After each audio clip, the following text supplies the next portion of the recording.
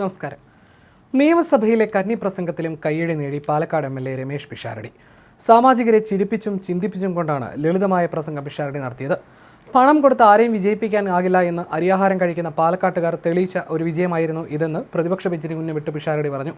വേണമെങ്കിൽ ബജറ്റിൽ ലോങ്ങുമെങ്കും വിളങ്ങിയിടാൻ എന്ന പാട്ടൊക്കെ പാടാം, അത് ചെയ്യുന്നില്ലെന്ന് തമാശ രൂപേണ അദ്ദേഹം പറയുകയും ചെയ്തു. പരിചയം കൊണ്ടും എന്നേക്കാൾ മുതിർന്ന എല്ലാവർക്കും കക്ഷി രാഷ്ട്രീയ ഭേദമന്യേ എൻ്റെ ആദരവ് ഞാൻ ആദ്യം അറിയിക്കുന്നു.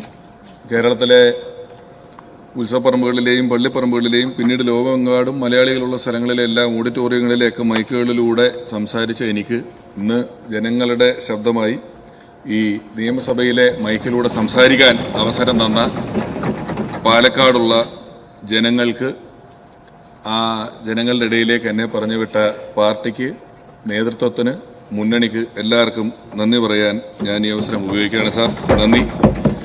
പണം കൊടുത്ത് വിജയിക്കാനാകില്ല എന്ന് അരിയാഹാരം കഴിക്കുന്ന പാലക്കാടുകാർ തെളിയിച്ച ഒരു വിജയമായിരുന്നു ഈ വിജയം. അരിയാഹാരം കഴിക്കുന്ന മലയാളി എന്ന പ്രയോഗം നമ്മൾ പലപ്പോഴും ഉപയോഗിക്കുന്നുണ്ടെങ്കിലും മലയാളിയെ ഇത്രയധികം അരി ഉൽപ്പാദിപ്പിക്കുന്ന സ്ഥലമായ പാലക്കാടുള്ള നെല്ല് കർഷകർ അനുഭവിക്കുന്ന പ്രശ്നങ്ങളെക്കുറിച്ച് എനിക്ക് മുമ്പ് ശ്രീ VT ബൽറാമും സുമേഷും ഒക്കെ സംസാരിച്ചതുകൊണ്ട് ഒരിക്കൽ കൂടി ആവർത്തിച്ച് ഞാൻ സമയത്തെ അപഹരിക്കുന്നില്ല. എങ്കിലും ഈ ബജറ്റിൽ സാർ, ഈ നെല്ല് കർഷകരുടെ പ്രശ്നങ്ങൾക്ക് ഒരു സീസണൽ പ്രശ്നമല്ലാതെ ഒരു ശാശ്വത പരിഹാരം കാണുമെന്നൊരു വാക്കുണ്ടായിരുന്നു എന്നത് പാലക്കാടുള്ള ആളുകളെല്ലാം ഏറെ പ്രതീക്ഷയോടെയാണ് കാണുന്നത്. അത് വലിയ സന്തോഷം. ഒപ്പം കലാമേഖലയിൽ നിന്നും വന്ന ഒരാളെന്ന നിലയിൽ ചലച്ചിത്ര മേഖലയ്ക്ക് വ്യവസായ സ്ഥാനം, ടൂറിസത്തിനും ചലച്ചിത്രത്തിന് നൽകിയ വ്യവസായമായി പ്രഖ്യാപിച്ചതും അതിന് തന്ന ഒരുപാട് കാര്യങ്ങൾ ഞാൻ ഈ സമയം നന്ദി പറയാൻ കൂടി ആഗ്രഹിക്കുകയാണ്. ഒപ്പം എൻ്റെ ഗുരുനാഥൻ കൂടിയായ സലീമേട്ടന് 1 കോടി രൂപയുടെ ഒരു സ്മാരകം പണിയും എന്ന് പറഞ്ഞു. പക്ഷേ പലർക്കും സാമൂഹ്യ മാധ്യമങ്ങളിൽ പെട്ടെന്ന് ഈ സ്മാരകം എന്നുള്ള വാക്ക് കേൾക്കുമ്പോൾ പ്രതിമ എന്നുള്ള രീതിയിലാണ് ഓർമ്മ വരുന്നത്. അതുകൊണ്ട് ഇതിൻ്റെ ആവശ്യകത എന്തെന്ന് പലരും ചോദിക്കുന്നുണ്ട്. അത് ജനോപകാരപ്രദമായ എന്തെങ്കിലും ഒരു കാര്യമായിരിക്കുമെന്നുള്ളത് നമുക്ക് വൈകാതെ തന്നെ പ്രഖ്യാപിക്കാൻ കഴിഞ്ഞാൽ സാമൂഹ്യ മാധ്യമങ്ങളിലെ ഈ തെറ്റിദ്ധാരണ നമുക്ക് മാറ്റാൻ കഴിയും. ജനങ്ങൾ നമുക്ക് തരുന്നത് അധികാരമല്ല, ഉത്തരവാദിത്വമാണെന്നുള്ള വലിയ ബോധ്യം നമുക്ക് ഓരോരുത്തർക്കുമുണ്ട്. കാരണം ആ ഉത്തരവാദിത്വം പലതിനെയും ചെറുക്കുന്നതിനാണ്. ഈ വർഗീയത എന്ന് പറയുന്ന വാക്ക്, ഇപ്പോൾ വർഗീയതയെ ചെറുക്കാൻ വേണ്ടി നമ്മൾ നിൽക്കുന്നു പറയുമ്പോഴും ഈ വർഗീയത എന്ന് പറയുന്ന വാക്ക് പലപ്പോഴും മതവുമായി മാത്രം ബന്ധപ്പെട്ട് നിൽക്കുന്ന ഒരു വാക്കല്ല. അതിന് രാഷ്ട്രീയ വർഗീയത എന്ന് പറയുന്ന ഒരു സ്ഥലം, അല്ലെങ്കിൽ ഒരു വർഗത്തെ സംബന്ധിക്കുന്ന വാക്കാണ്. ഏതെങ്കിലും ഒരു രാഷ്ട്രീയ പാർട്ടിയാണെങ്കിലും അത് മറ്റെല്ലാവരും എതിർക്കപ്പെടേണ്ടതാണെന്നും മറ്റെല്ലാം ഇല്ലായ്മ ചെയ്യപ്പെടേണ്ടതാണെന്നും മറ്റാരും ശരിയല്ലെന്നും നമ്മൾ മാത്രമാണ് ശരിയെന്ന് വിശ്വസിക്കുന്നതും ഒരു വർഗീയത തന്നെയാണ്. ഞാനിപ്പോൾ പറഞ്ഞില്ലെങ്കിലും പിന്നീട് അവർ തന്നെ കണ്ടെത്തിയ ഇത്തവണത്തെ, ഞാൻ തന്നെ ആദ്യം കണ്ടപ്പോൾ അയ്യോ ഇത് കൊള്ളൂലല്ലോ എന്ന് വിചാരിച്ചതായിരുന്നു ഈ LDF അല്ലാതെ മറ്റാരുണ്ട് എന്ന് പറയുന്ന ഇവരുടെ ഒരു ക്യാപ്ഷൻ എന്ന് പറയുന്നത്. മറ്റാരെയും ഉൾക്കൊള്ളുക എന്ന് പറയുന്നത് അത്ര എളുപ്പമല്ല ഇവരെ സംബന്ധിച്ചിടത്തോളം.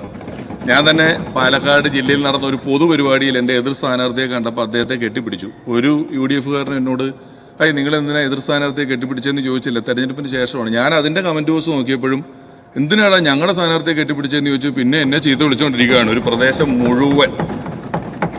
ഞാനിതെന്താ ഇവരെങ്ങനെ വിളിക്കുന്നതെന്നൊക്കെ ആലോചിച്ചപ്പോഴാണ് അറിഞ്ഞത് നമ്മുടെ പ്രിയപ്പെട്ട ജനീഷിന് ചോറ് കൊടുത്തതിൻ്റെ പേരിൽ ഒരാളെ പാർട്ടിയിൽ നിന്ന് പുറത്താക്കിയിട്ടുണ്ടായിരുന്നു എന്നുള്ളത്. അപ്പോൾ ഇപ്പോഴും ഇൻക്ലൂസീവായി ചിന്തിക്കുക എന്ന് പറയുന്നത് ഇവർക്ക് സാധിക്കുന്നില്ല. അതെന്താണെന്ന് എനിക്കറിയില്ല.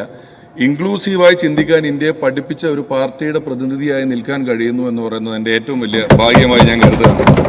കാരണം പലരും ചോദിച്ചു എന്തുകൊണ്ടാണ് കോൺഗ്രസ് എന്ന് പറയുന്ന ഒരു പാർട്ടിയിലേക്ക് വരുന്നത് എന്ന്. കാരണം ഇന്ത്യക്ക് സ്വാതന്ത്ര്യം കിട്ടുന്നത് 200 കൊല്ലത്തെ ബ്രിട്ടീഷിൻ്റെ ഭരണം കഴിഞ്ഞിട്ടാണ്. സ്വാതന്ത്ര്യം കിട്ടുന്ന സമയത്ത് ഇന്ത്യയുടെ വിദ്യാഭ്യാസത്തിൻ്റെ ശതമാനം 12% ശതമാനമാണ്. ലിറ്ററസി 12%.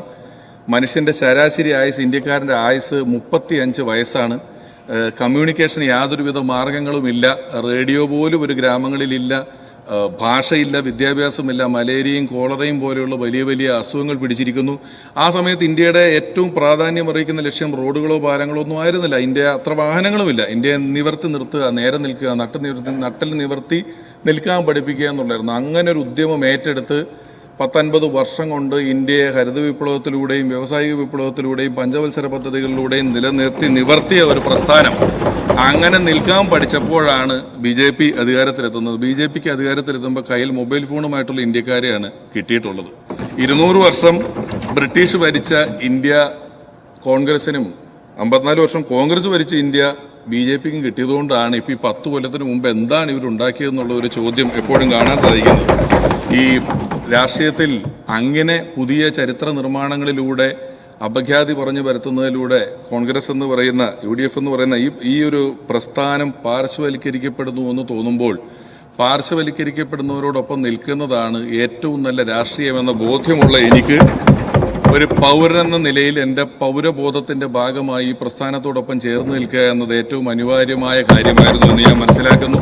അങ്ങനെ ഏറ്റവും അനിവാര്യമായ ഒരു പൗരൻ്റെ കടമ ചെയ്തുകൊണ്ടാണ് ഇത്തവണ കേരളത്തിലെ ഓരോ ജനങ്ങളും നമ്മുടെ പാർട്ടിയെ പാർശ്വവൽക്കരിക്കപ്പെടുന്ന നമ്മളോടൊപ്പം ചേർന്ന് നിന്നതും നമ്മളിന്ന് മുഖ്യധാരയിലേക്ക് ഏറ്റവും സജീവമായി തിരിച്ചു വന്നിട്ടുള്ളതും അവരോടും നന്ദി പറയാൻ ഈ അവസരം ഉപയോഗിക്കുന്നു.